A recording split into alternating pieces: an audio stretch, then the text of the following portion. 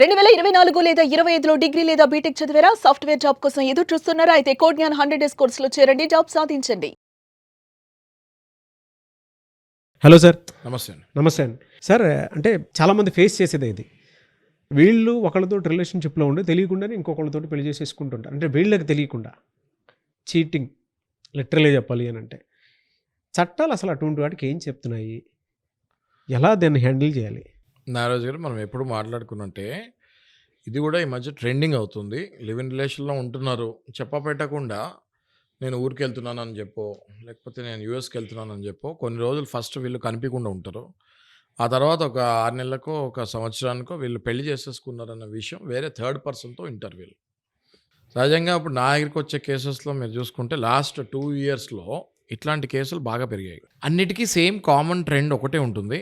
వీళ్ళు ఏం చేస్తారంటే, కొన్ని రోజులు నాకు వేరే అర్జెంట్ పని ఉంది, కొన్ని రోజులు నేను ఎక్కడికో యూఎస్కి ఆన్ సైట్కి వెళ్తున్నాను, లేదా కొన్ని రోజులు నేను ఏదో ఎగ్జామ్ ప్రిపేర్ అవుతున్నాను అని చెప్పి ఈ లివ్ ఇన్ పార్ట్నర్ ఎవరితోటైతే వీళ్ళు 1.5, 2 ఇయర్స్, 3 ఇయర్స్, 4 ఇయర్స్, 5 ఇయర్స్ రిలేషన్లో పెళ్ళి చేసుకున్నట్టే ఒక ఇంట్లో కాపురం చేస్తూ ఉంటారో వాళ్ళని అవలీలగా వదిలేసి వెళ్ళిపోతాం జరుగుతుంది. సో ఎప్పుడైతే ఇలాంటివి జరుగుతాయో ఆ అమ్మాయికి లేదా అటువైపు ఉన్న అబ్బాయికి, నేను ఇక్కడ జెండర్ డిఫరెన్స్ ఏం చూపించట్లేదు నాగరాజు గారు, అమ్మాయిలు కూడా వదిలేసి వేరే వాళ్ళని పెళ్లి చేసుకుంటున్నారు, అబ్బాయిలు కూడా వీళ్ళని వదిలేసి వేరే వాళ్ళని పెళ్లి చేస్తారు. సహజంగా మనము అబ్బాయిల గురించే మాట్లాడతాం కాబట్టి అన్ఫార్చునేట్లీ మళ్ళీ మనల్ని తిట్టుకుంటారు కూడా ట్రోల్లో, ఈ మధ్య అమ్మాయిలు ఎక్కువ చేస్తున్నారు సార్ అట్లా అని.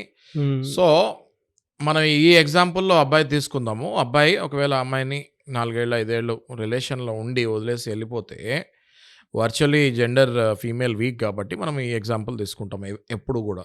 ఓకే, ఆ అమ్మాయి వెంటనే చేయాల్సింది ఏంటి అంటే, మీ దగ్గర ఉన్న ప్రూఫ్స్ అన్నీ తీసుకొని మీరు కలిసి ఉంటున్నట్టు, ఎన్నేళ్ల నుంచి ఒకటే షెల్టర్ కింద ఉన్నట్టు, మీరు ఫిజికల్ రిలేషన్లో కూడా ఉన్నట్టు కొన్ని సిట్యువేషనల్ సర్కమ్స్టాన్షియల్ ఎవిడెన్సెస్ కనుక మీరు తీసుకొని వెళ్తే, నన్ను పెళ్లి చేసుకుంటాడని చెప్పేసి కాపురం చేసి వెళ్ళిపోయాడు అని చెప్తే పోలీస్ వాళ్ళు వెంటనే సెక్షన్ 69 ఆఫ్ బిఎన్ఎస్ కింద రేప్ కేసు బుక్ చేస్తాం జరుగుతుంది. ఓకే. అయితే ఇది కొన్ని టెక్నికల్ ఇష్యూస్ ఉంటాయండి. చాలామంది అబ్బాయిలకి తెలియని విషయం ఏంటి అంటే, కన్సెంట్ ఉంది కదా, నేనేం ఫోర్స్ చేయలేదు కదా, కన్సెంట్ ఉంది కదా, అమ్మాయి ఒప్పుకుంది కదా, అందుకే కదా నేను ఫిజికల్గా ఇన్వాల్వ్ అయ్యాను అని అబ్బాయిలు అంటూ ఉంటారు.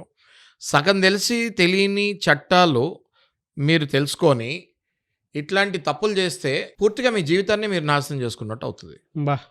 ఎందుకంటే సెక్షన్ 69 ఏం చెప్తుందంటే నాగరాజు గారు, మీరు కనుక ఏ ప్రామిస్ అయినా చేసి ఫిజికల్ రిలేషన్లోకి ఇన్వాల్వ్ అయ్యి ఆ తర్వాత ఆ ప్రామిస్ని బ్రేక్ చేస్తే అది క్లియర్ కట్ రేప్ కిందకు అవుతుంది అని సెక్షన్ 69 మిస్కన్సెప్షన్ అని చెప్తుంది. ఓకే, అంటే ఇప్పుడు ఈ ఎగ్జాంపుల్లో మనం తీసుకుంటే 4 ఇయర్స్ ఒకటే షెల్టర్లో ఉండి చుట్టుపక్కల అందరికీ కూడా తెలుసు వీళ్ళిద్దరు కలిసి ఉంటున్నారు పగలు రాత్రి అని. That is more than enough that they have involved in physical relationship అని, రైట్? ఎస్.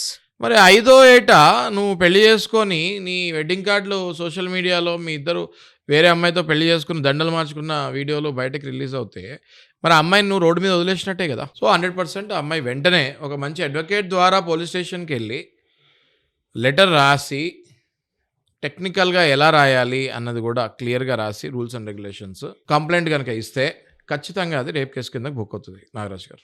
సో అంటే ఎన్ని రకాలుగా ఉండేటువంటి అవకాశం ఉంటుంది సార్? అంటే చీటింగ్తో పాటు ఇప్పుడు నేను చాలామందికి అదే చెప్తుంటానండి, చీటింగ్ అనే సెక్షన్ కూడా పెట్టమంటారు చాలామంది ఏది రేప్ కేసులో. ఓకే, 420, 419 కూడా పెట్టండి అని. నేను ఏమంటున్నానంటే, when it is a clearly rape case, why do you want to use small sections cheating అని, రైట్? చీటింగ్ దేనికైనా చీటింగ్. ఇప్పుడు ఒక మాట అన్నాడు, అది చేయలేదు, అది కూడా చీటింగే అవుతుంది, రైట్? బట్ నేనేమంటా అంటే, when a heinous crime is involved in this, when a ఘోరమైన అపరాధం ఇందులో ఇన్వాల్వ్ అయినప్పుడు మీరు సింపుల్గా చీటింగ్ అనే సెక్షన్ ఇన్వాల్వ్ చేయకండి అంటే, నేను go only for one section which is section 69. It's a rape case.